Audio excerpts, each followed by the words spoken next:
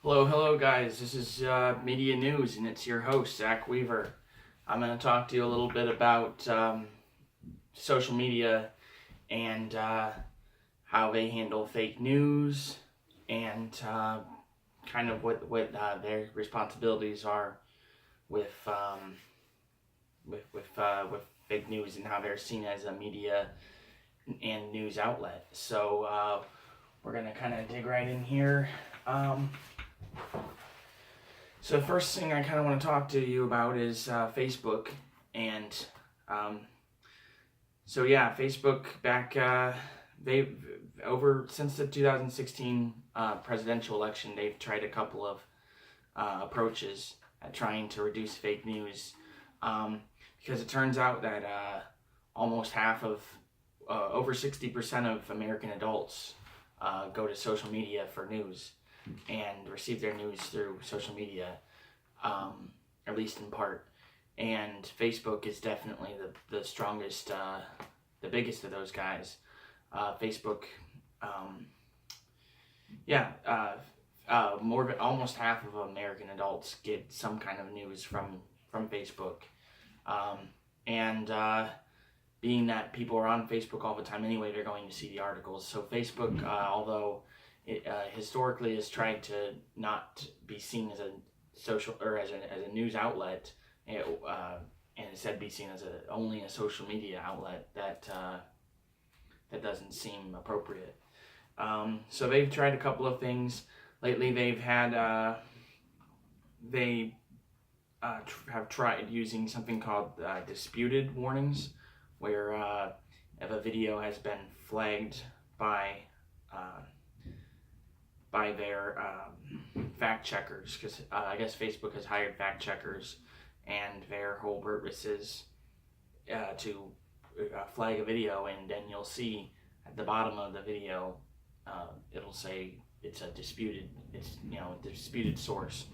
But apparently that hasn't worked out too well for Facebook, and they have they've just, the thing is, people see that and they still read it, and if they agree with the content, or if the content matches their worldview and the way that they and their own belief system, it'll be reinforced. People will double down on their belief system, even if especially if they see it flagged as false, because if it conflicts with their worldview, it just hasn't had the effect that Facebook was looking for. So another thing that Facebook has been trying to do is Facebook has tried to put related articles with what they consider to be hoax articles, so that people can at least see what content is related to what they like, or what's considered fake. Facebook will try to put articles next to, so that people see related content, and they can kind of discern for themselves how the original thing was considered fake, or how one is considered true and one is considered false. But Facebook hasn't had a lot of success with it so far. But they are definitely the most concerned about it, and they've drawn a lot of scrutiny. But they say that another strategy that they've had. So they've tried red flagging it, and saying it was disputed, and that hasn't been successful. They're not going to be doing the red flags anymore. They've been trying to put associated content with the news content that is considered fake, or deemed fake by Facebook fact checkers. And that has had it's hard to tell if that's been successful or not. I think they're still using that, but they so far demoting the content that's considered fake has been Facebook's best strategy. So Facebook has been dropping their content, has been lowering it and demoting it, getting it less access, and that's been their most successful strategy, if you want to call it successful. So it's hard to say if Facebook has been able to accomplish what they set out to do. They're definitely some form of a news outlet, although I do think that it is the responsibility of the viewer, of the user, to consider where they're getting their content from. You do have to consider that. Same if you're getting your news from Google, you should probably get off the first page once in a while and dig a little deeper. In fact, use other search engines as well and see how your results differ. Anyway, so that's kind of how Facebook is approaching it. They've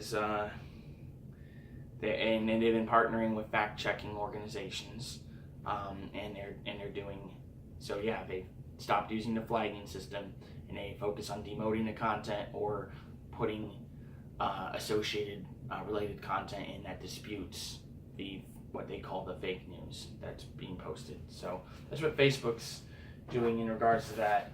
Google has been approaching it slightly different. They have partnered with a group called the International Fact Checkers Network. Yeah, I think it's the International Fact Checkers Network, or the IFCN. So that's how Google has been doing it. Is they want to, and they also have tried to host a type of summit, some kind of event that. So Google's done a couple of. Google's partnering with similar fact-checking groups like Facebook has, and they're trying to make sure that false news or fake news doesn't get put up in in the list of their content on the first page of their results. At least they had controversy recently. One most notably was when some 4chan article or thread was put on the first page related to the Las Vegas shooting. So and it was considered fake or unreputable. So, and then Twitter is a little bit different as well. I was going to mention real quick, Google. So the three things they're doing, they're partnering with the IFC in three ways.